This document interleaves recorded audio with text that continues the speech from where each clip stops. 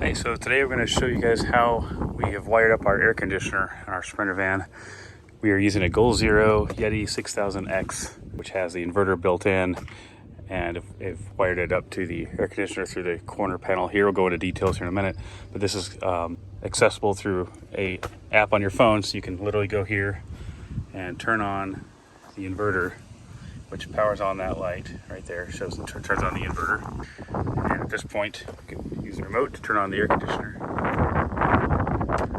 It's going to kick on here in a second. It takes just a minute for it to actually ramp up. And it's estimating that we will get around 5 hours of use on high speed, the most powerful setting.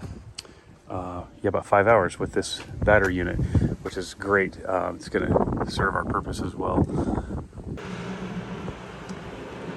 Right, the air is running and it's leveling out on how many hours until the battery's empty. It'll settle on around 5.1 when it's fully charged, but not bad. I did have a case where when the air conditioner came on one time, it did say overload and this light went red, and I'm not quite sure of why, because this has a 3,500 watt surge and the air conditioner is not supposed to pull more than around I think 14 or 1500 watts.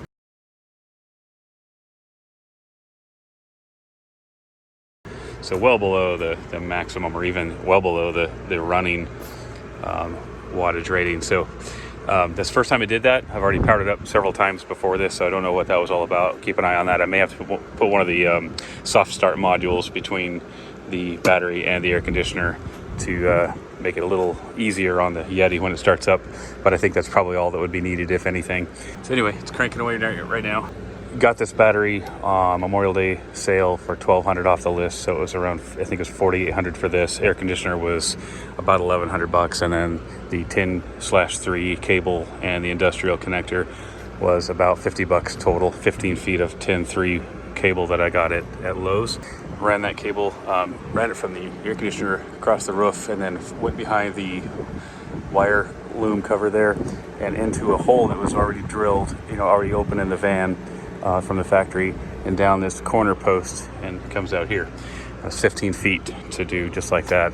I did take the tension off the cable with a zip tie stuck to the side, so it's not pulling on the little opening where it goes through the roof up there. You can control this through an app on your phone. So literally from the driver's seat, passenger seat, whatever, you can turn on and off the inverter. You can see how much is left in the battery. Pretty neat. Turn on other ports as well. Nice. And then a remote control to turn on the air conditioner, so you can totally control it from the front seat and not have to get up to turn that on. We have a shore power connector over there that will be wired for now to a female receptacle, so that we can plug the air conditioner into shore power easily. And then this will also be charged through the vehicle integration kit that is from Goal Zero.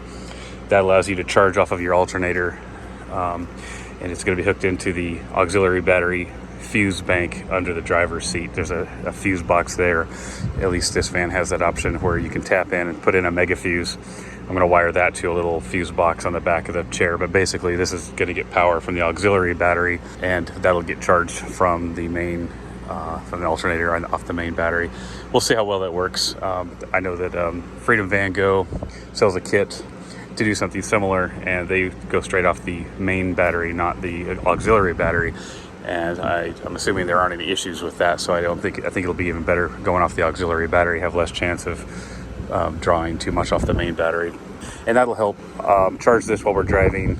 Obviously, it's going to pull more running it than we're going to be charging it. So, you're settling around 5 hours.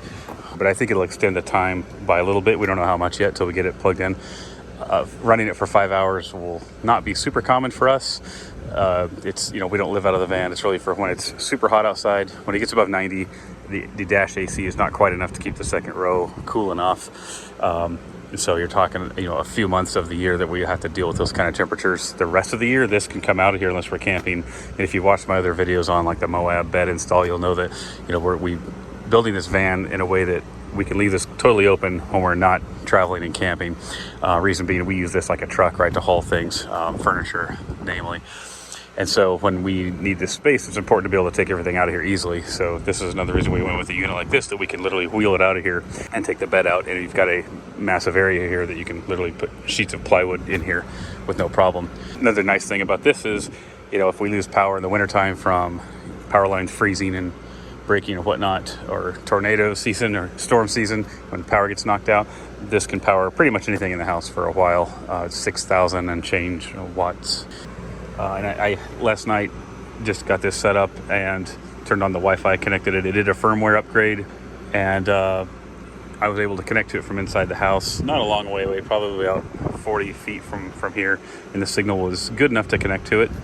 And so I thought, well, I wonder how much battery it's going to take to leave the Wi-Fi on all night long. So this morning I checked and it was still at 100%, didn't even show a dent in the power. So I don't think that'll take up much to leave the Wi-Fi on, to where you just connect to the Wi-Fi access point in here with your phone, and then you open the app up and it will connect to it automatically. So we'll see, you know, long term if that drains at all, but I don't imagine it will. Another thing is, with the shore power, we can connect the charger for this into the shore power, so that when we're parked for a long time, this can just sit here in the van and being charged. One thing I will say is, a negative about this is that I think it's rated at 500 duty cycles, which means I think after 500 full uses of the battery, it reduces its capacity to 80%. Maybe I may be wrong on that a little bit, but whereas on the dedicated setups with like the Battleborn batteries, I think they're in the thousands of duty cycle ratings. By the way, this air conditioner is a Houghton 9500 BTU. It's also labeled as a Bel Air 2800. I've got another clip of video showing it on the roof that I can edit in here, but that is the top of the unit.